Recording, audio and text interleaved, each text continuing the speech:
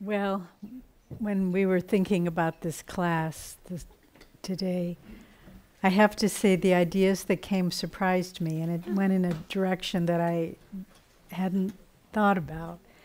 But it's so important what I hope I can convey it, and I hope I can share it with the clarity and inspiration that it came to me. I want to start by reading two brief passages from the autobiography. This is the Master's original version, obviously. And this is from the very, very last page. So this is the last page Master wrote when he was completing the autobiography of a yogi, 1946, when many of us were born that year. The book was published and we said, okay, we're coming.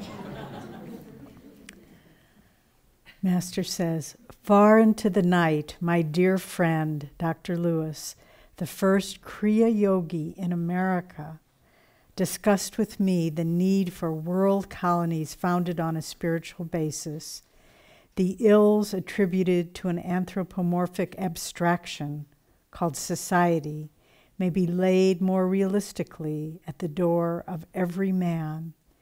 Utopia must spring in the private bosom before it can flower in civic virtue. Man is a soul, not an institution. His inner reforms alone can lend permanence to outer ones.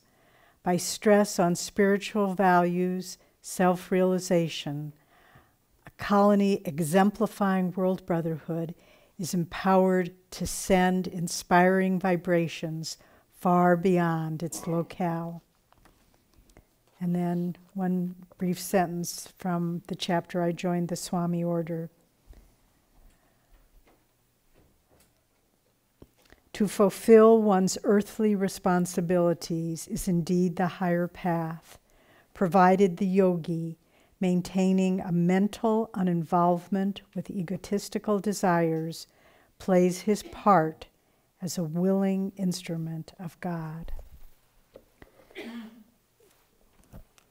When having come back, you all know that Jyotish and I have been away, but coming back now to the community, and soon coming back permanently to the community, I began realizing more and more what it is we have here and what Master has given us and how important in our spiritual life the community life is, and how even more significant, how important to the world the Ananda communities are. And just as we read these two passages, Master closing his autobiography, it's the end of World War II. The bomb had been recently dropped, the atomic bomb on Hiroshima, and this time of tremendous upheaval on a physical, social, moral, economic level. And Master saying world brotherhood colonies are the answer to society's ills. And then he says earlier, reiterating that one sentence, that for the yogi to fulfill his earthly responsibilities with non-attachment is the highest path.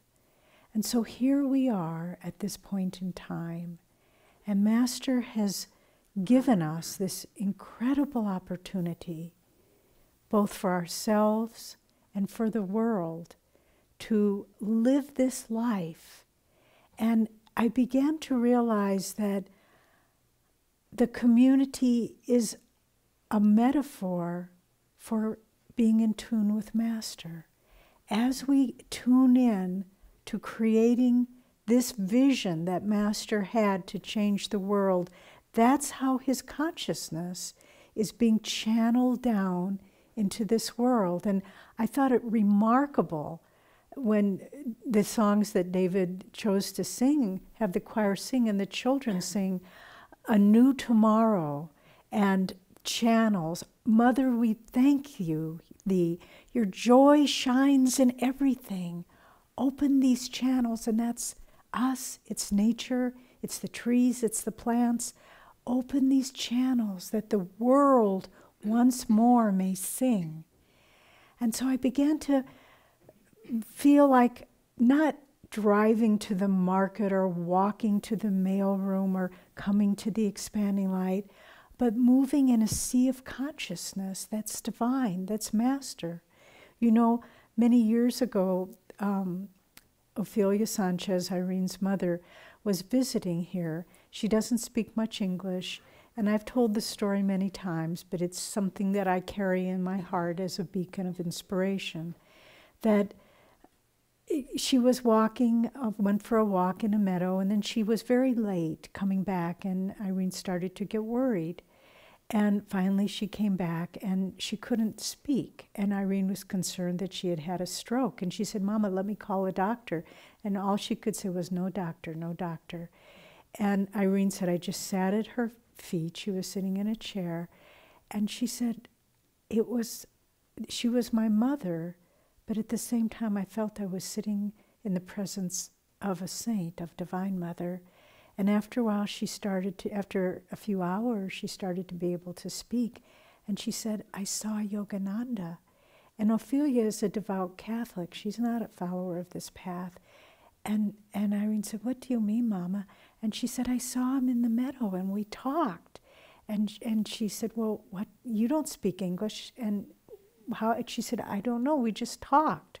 "And what did you talk about?" "Well, I asked him about the family and children and problems we were having. And then finally I said, do you come," Ophelia said to Master in this vision, or manifestation, "do you come here often?" And he said, "Oh, I'm here all the time." And he's here all the time, but we're so very busy, aren't we?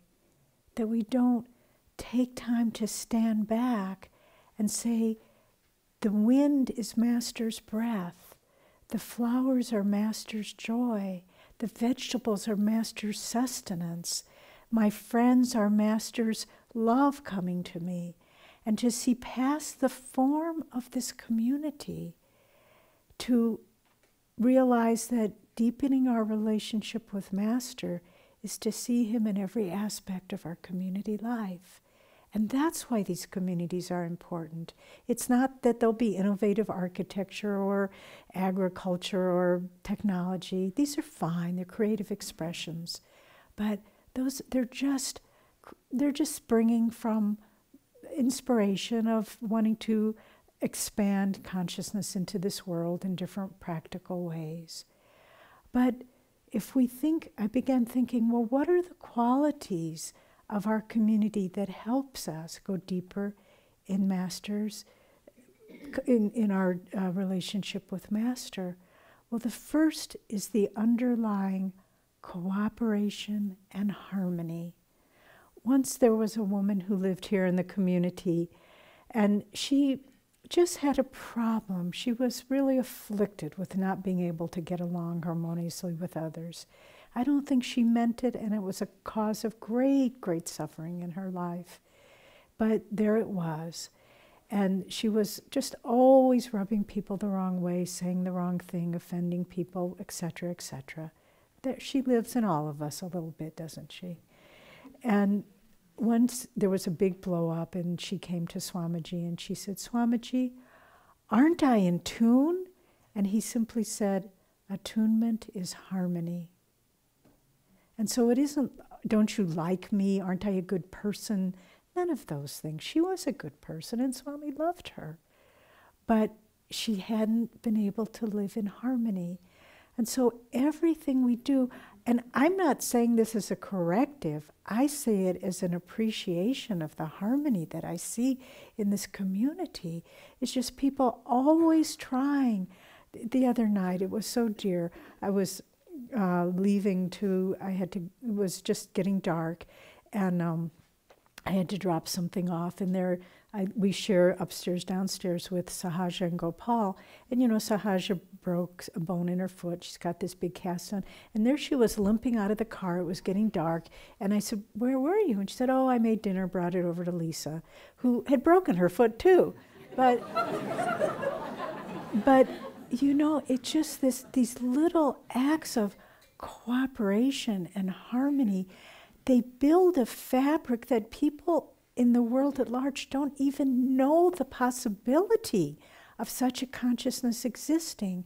And it's this fabric, and all the different areas of the community, each one, I see it, that people are just going out of their way to find the integration and to find the way to arrive at a common good, a mutual understanding. And I know in the early days of Ananda, Jyotish was the village manager, and I was the secretary for the village council. And the role, the baton has been ably passed on through many generations since then. But and there's a picture that Ram Bhakta took of me when our son was probably 6 months old, and I had him over my lap, and I was sitting there at a typewriter typing up the village council minutes. But there was, from the very beginning, it wasn't like we had to learn it, but there was this underlying understanding that if there wasn't a mutual acceptance of a decision, of a direction, that we hadn't found the right solution yet. And this has just grown and grown and grown, that there's an underlying common purpose that we should never take for granted. That's where that's Master's presence in our community, that spirit of cooperation and harmony with which we live. And I never see people, well, I want this. I don't care how this affects everybody else. I've never heard anybody say that.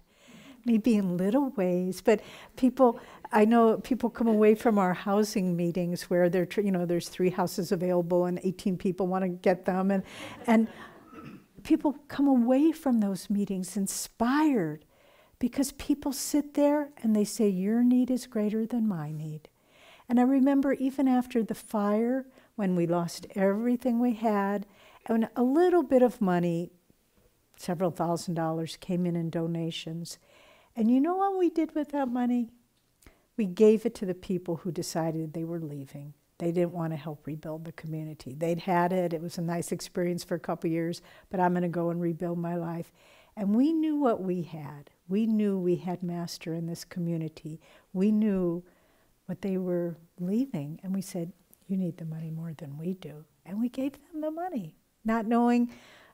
I remember that Christmas having $12 to our name and presents. We just bought stuff for chocolate chip cookies and baked cookies and gave everybody a cookie, and that was Christmas. But it was fine. It was this underlying thing that we are cooperating for a higher purpose in life, for something that has meaning. And I think we all understand this on some level, and it's what gives us the strength and the clarity to continue to create this wonderful community. So another aspect of how we can grow deeper with Master through our life in the community is touched on in that sentence we read. The yogi fulfilling his duty, that's what we're doing. We're fulfilling whatever it may be. We're getting that lunch out on time. We're getting the temple set up. We're getting the market shelf stocked. We're fulfilling our worldly responsibilities, but with mental uninvolvement. And that's another thing that we see. It's just so beautiful that there isn't a sense of, but the market is more important than this, or everything is like, none of this belongs to us. This is God's land. This is Master. It's his body. This community is his body. And how can we say it's ours? You know, there's the story of St. Francis at the end of his life when he was dying. You know, in Italy, they have a big thing about body parts of saints. And so you go to a basilica and there's the finger of the finger of St. Clare, St. Anthony, or no, it's the tongue of St. Anthony. And there was, I mean, just different body parts. And one time we went to one and they had a little reliquary and the label on it was, and I'm not making this up, Sante Misti, mixed saints. So it was just, they had a bunch of little body parts and, you know, they put them in there. And just like, in Italy, the salad is insalata mista. So this was Sante Mista. Just a little aside. Once Diana and I, Diana is a dear, dear friend, and for those of you who, by some strange set of circumstances, don't know her, she's an African American. She's of black descent. And we were in Italy, and we went to a little fruit stand, and it was just a little peasant farmer there who was selling the vegetables. And he hadn't, I don't think he'd seen any black people, and so he kind of looked at Diana and he looked at me, and first he looked at Diana, he said, she speaks good Italian, she said, what country are you from? And she said, America. And then he could tell we were friends, and she said, well, what country is she from? And he said, she's from America too. And he got real puzzled, and he said, but you're black and she's white and you're from the same country? And then Diana said, come insalata mista in America. It's like mixed salad in America. And the man just thought that was the funniest thing you ever heard. He was laughing and laughing, and he was calling all these other little contadini, these little peasants over, come insalata mista. So, anyway, where were we? We were talking about non-involvement, that there isn't the sense that, we move houses, we move jobs, we switch cars, it's just all this sense that, except, well, of course, this is Jyotisha's table, but there's just this sense that none of it belongs to me. And it's so beautiful because I'll walk around the community and I'll see, oh, I planted those tulips when I lived in that house. Or I remember when, you just kind of realize you did it all. And a little point of personal identification, when you go to the Lahiri Mandir, there's those flagstones that walk in. I remember laying those down one day at a Rajasi day. And it was the greatest day. I remember it so vividly. And it's not mine, but it's something, that uninvolvement, that you just say, this belongs to everybody, but I get the chance to help create it. And it's just an incredible gift, and it brings us so much closer in our relationship with Master, that no house, no job, no car, it comes and it goes, but you remain. Your body of consciousness is what's underlying it all. And then expansion. If we can start to feel that it isn't separate little islands, this person, that person, this area of operation, that, but it's all linked in a spirit of cooperation, harmony, and uninvolvement. We had a wonderful experience over the Christmas holidays where we met with Peter Goering and Alex and Sitabai and Latika and Jyotisha and myself, and they gave a presentation to us about ideas for the build-out of the community in the master plan. And they had this incredible display, which I hope we'll all get a chance to see it. It was a big map of the community, the land itself. And then they had, I don't know, maybe 8 transparent overlays. And one was the water sources, the wells and the streams. And they laid that down. And this was to try to plan where we're going to build the remaining part of the community. Then there was one that was existing roads and infrastructure, power lines and so forth. One was slopes. One was existing houses. And there probably were more that I'm forgetting. But it was just so remarkable because, we began creating this community.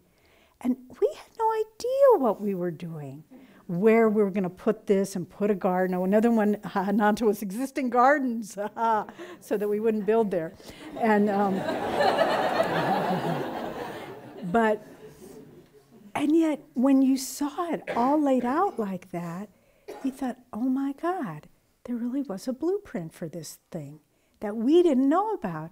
And Master said that the blueprints for the World Brotherhood communities, colonies, where are they? In the ether. And when I saw that all laid down like that, I thought, and we perceived it. And what is ether? It isn't what they give you when they give you that's not what he was talking about before they do surgery. Master describes ether as the conscious space that is between things. And if that's not Master, I don't know what is. The conscious space that is between and joins everything. And that's what's starting to emerge in this community that we live in. The conscious space that you watch the gardens at the Hermitage, just, oh my God, how did that happen? I mean, I know it's thousands of hours of labor, but it was a conscious, creative thing that just came down. And there it is. And now thousands of people are coming to see those gardens because we were able to perceive in that conscious space that is what's building this community. You know, there's that story of the famous Indian sculptor who was able to create these remarkable lifelike statues from marble, and he was asked, how did you do it? And he said, well, if I wanted to carve a statue of an elephant, I just chip away everything that isn't an elephant. And so it is with our community. It's like we're chipping away everything that isn't harmony, cooperation, non-involvement, expansion and unity. And as we do all that, this world brotherhood colony is starting to emerge that is Master's consciousness manifested on earth. And we're the channels, the plants are the channels, the little birds are the channels that are help bringing this about. And why is it important? Because people can read the autobiography, they can read Master's work, they can do his techniques, but to see it reflected to them in the physical world is an extraordinary thing. And people, I remember once I was walking up to the chapel and it was a very icy, snowy day, and there was a woman there with a cast on her leg, on crutches, walking up those icy steps, and I said, oh, it must be so difficult for you to be here. And she said, I chose to be here. I broke my leg very badly, and the doctors were afraid it told me they didn't think it would heal properly, and they weren't sure if I would keep my leg. But I knew if I came to Ananda, it would heal. And then she wrote me back, and it did. It did. And so we're creating something that is Master's presence. I shouldn't say we're creating, we are discovering that this community is Master's living presence that he gave to us. And the more we can live in that spirit, every moment is an opportunity to deepen our experience of Master's presence. And then finally, love. Because Master, after all, was a Premavatar, an incarnation of divine love. And the love and the concern that flows effortlessly, the prayers that are given unspoken for one another, it's a remarkable thing. And if we can, everything that we do, every step that we take, every vegetable we put into our little basket at the market, if we can just say, I'm doing this with love. I'm expressing love. I'm eating this food with love. And remember at the beginning of our class, on Monday, we were talking about a state of restful aloneness. Well, if we can walk in that restful aloneness, but not alone, with our hearts filled with Master's love, it's only, Master describes the relationship of the soul to God as the alone to the alone. And in a way it seems paradoxical because we've been talking about community. But really, the final refinement of community life is to be in the aloneness of your own heart and look at all of this, the harmony, the cooperation, the non-attachment, all of it, and just say, Master, beyond all of these forms, I only see you. And it becomes so rich and so beautiful that way. And if we can live in our community with that level of awareness, it will be such a blessing, not only for ourselves, but for the whole world. Because as it said in that last page, as Master says,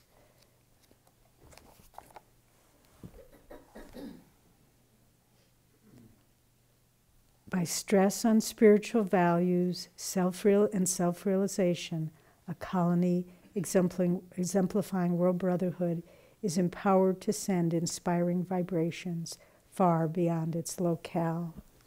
Far beyond its locale. Melody just told us when we came in that there are people watching our Inner Renewal Week from Russia, from India, far beyond our locale. So, just to close, I thank you so much for sharing this life. And those of you who don't live here, you are still a part of the community's movement in your heart, in your spirit. But we are swimming in a sea of spirit. And let us remember it. And as this community emerges more and more, Swami is talking more and more about eminent world challenges. Let us be so imbued in our life with the presence of Master that this light shines out and in the darkness is a beacon to people everywhere. God bless you.